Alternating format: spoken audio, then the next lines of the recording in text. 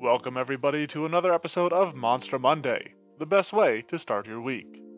This time around, we're following the time-honored tradition of making something from a game that I've never played. For today's case, we're putting together a stat block for the classic mook from Megaman, the Sniper Joe. This came about as a request that I wanted to fulfill, but I'm not particularly familiar with the Mega Man series or its games. From what I've been able to figure out and been informed about, the Sniper Joes are very basic enemies, whose sniper epithet is a bit of a misnomer. Nevertheless, that is what I ended up leaning into for their design, because honestly I have a lot of fun when it comes to designing sniper type creatures.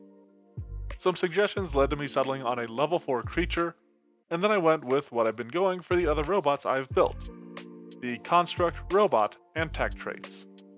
I could maybe tap into a bit more of Starfinder for this design, but this is still very much a Pathfinder creature at the end of the day.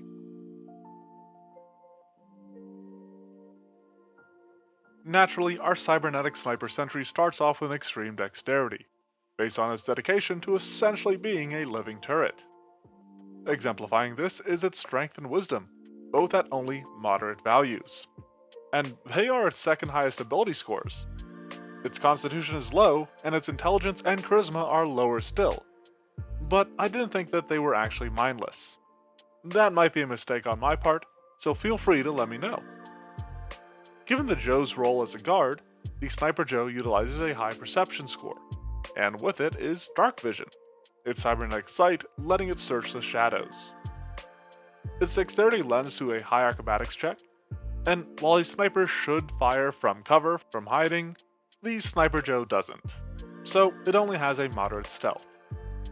It does also have a moderate athletics, as it does have a purpose and use within its kit, but it doesn't have the strength or level to really propel it into the next stage. You may have noticed that the design of the Sniper Joe features a shield, and that does play into some of its defenses. Per typical sniper design, our Gyro Joe uses a high armor class, but can get close to an extreme AC once it raises its shield. On top of that, it has a slew of immunities as a machine, and between both of these benefits, it actually has a low pool of hit points, which might be a contributing factor as to why it technically got one shot by the monk's flurry of blows in the Monster Mash. That extreme dexterity comes into play with a high reflex save, but its other ability scores aren't quite as solid. Its fortitude and will are matched with a low bonus, which is the typical route I take when I use an extreme save, if I'm not including at least a terrible save. Now our numbers have been pretty simple thus far, and they don't get too much more complicated when we look at our Sniper Joe's offenses. We'll start off with its bread and butter, its integrated flintlock musket. It was originally an integrated arquebus, but I did one-shot a PC with it in the Monster Mash, so I do want to point out I gave as good as I got. Nevertheless, that proved to be a bit too much, so we reduced it just a tiny bit.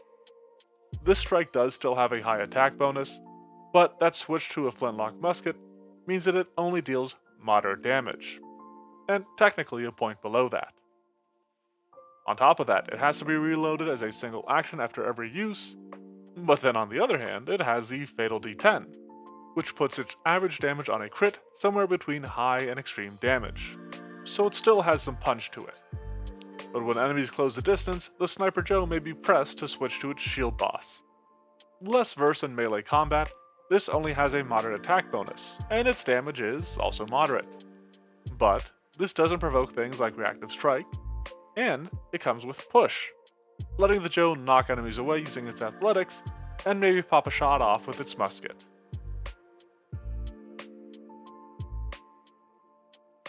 The basic functionality of the Sniper Joe comes in the form of its integrated armaments, which builds its flintlock musket into its body, so that it can't be disarmed and so that the Sniper Joe can wield it with one limb.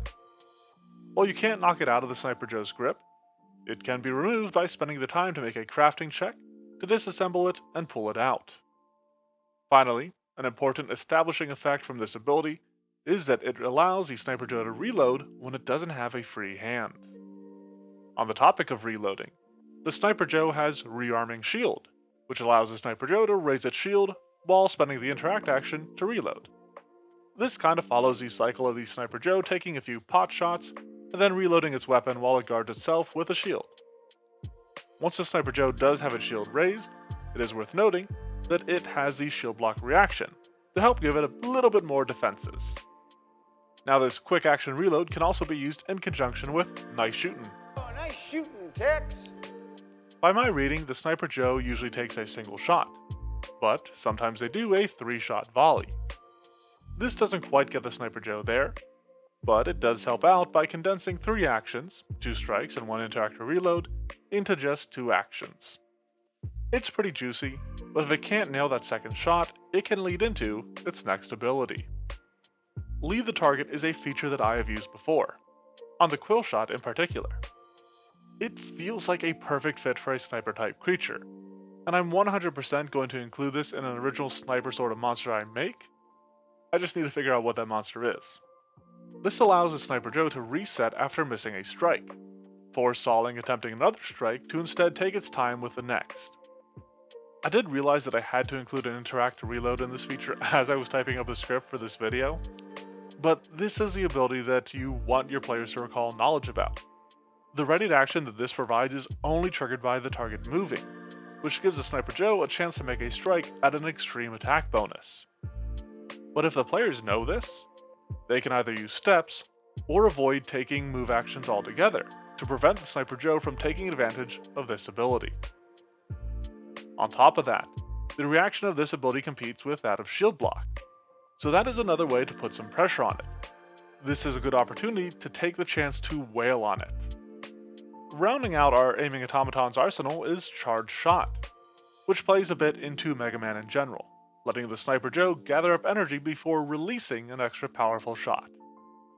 This is designed after the likes of Vicious Swing or Megaton Strike, taking 2 actions for a more powerful shot at the cost of taking a greater penalty on further attacks.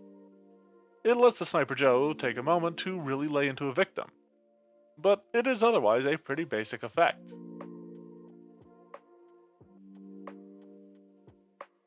That was a short little vid to go with our short little robo.